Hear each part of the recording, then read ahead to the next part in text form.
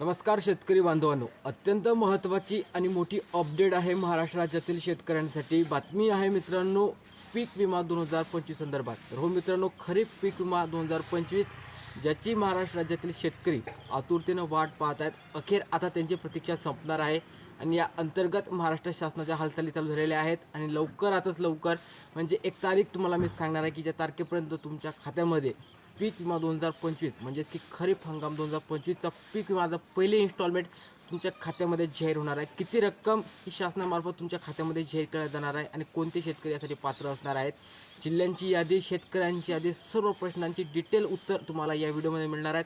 तुम्ही चॅनलवर नवीन असाल त्वरित आपल्या चॅनलला सबस्क्राईब करा आणि बेल आयकॉनवरती सेट करा, कारण की अशा अपडेट तुम्हाला सर्वप्रथम याच चॅनलवरती मिळत राहतात.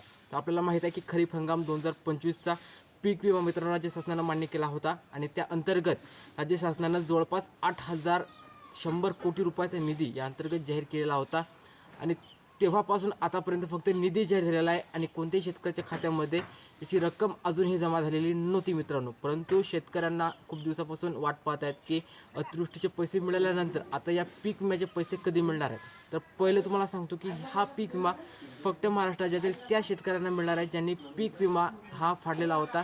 पैसे भरून त्या शेतकऱ्यांना हा पीक विमा जाहीर होणार आहे. त्या व्यतिरिक्त कोणत्याही शेतकऱ्याला हा पीक विमा मिळणार नाही आहे मित्रांनो. अतिवृष्टीचे पैसे सर्व लोकांना मिळाले, मात्र पीक विम्याचा पैसा फक्त त्याच लोकांना मिळणार आहेत ज्यांनी पीक विम्याची पावती फाडलेली होती. अशाच लोकांना फक्त पीक विम्याची रक्कम ही जाहीर होत असते मित्रांनो आणि होणार आहे. लक्षात ठेवा की राज्य शासनानं मागील काही महिन्यांमध्ये अतिवृष्टीसोबतच आपल्या पीक विम्याचा निधी जाहीर केला होता.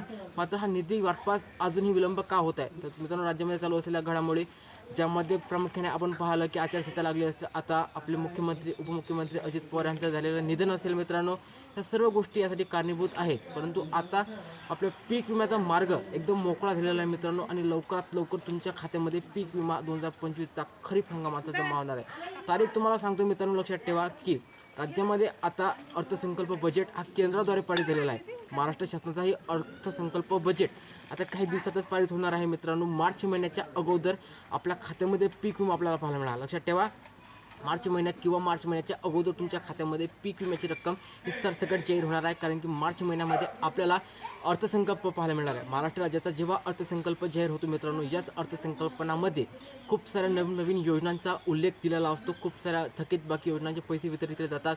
खूप सारा निधी हा योजनांसाठी दिला जात असतो आणि या अंतर्गतच आपल्या महाराष्ट्र राज्याचा अर्थसंकल्प मार्चच्या अगोदर किंवा मार्च नंतर किंवा मार्चच्या पहिल्या तारखेलाच लागण्याची दाट शक्यता आहे मित्रांनो. आणि हे झाल्यानंतर तुम्हाला सर्वांना माहीत असेल की राज्यामध्ये कर्जमाफीचाही मुद्दा मोठमोठ्यानंतर दाखवण्यात येत आहे मित्रांनो. अशाच प्रसंगी आपल्याला पीक विमा 2025ची रक्कम लवकरात लवकर शेतकऱ्यांच्या खात्यामध्ये पाहायला मिळणार आहे. जवळपास तुम्हाला सांगतो की मार्च महिन्यामध्येच आपल्याला ही सर्व रक्कम पाहायला मिळणार आहे. याची जी रक्कम असणार आहे ती 8,000 काही मित्रांनो प्रति हेक्टरच्या असमास दिलेली होती, म्हणजे की 18,000 प्रति हेक्टर आणि 8,000 रुपये 2 ते 3 एकरसाठी शेतकऱ्यांच्या खात्यामध्ये ही रक्कम जाहीर करण्यात येणार आहे. लक्षात ठेवा, राज्यभरातील तेच शेतकऱ्यासाठी पात्र असणार आहेत ज्या शेतकऱ्यांनी पीक विमा 2025चा हा फाडलेला होता आणि यशस्वीरित्या यांनी पीक पाहणी केलेली होती. अशा शेतकऱ्यांच्या खात्यामध्ये ही रक्कम जमा होणार आहे. तुम्हाला व्हिडिओ आवडला असेल नक्कीच लाईक करा. भेटूया नवीन व्हिडिओमध्ये. जय हिंद, जय महाराष्ट्र.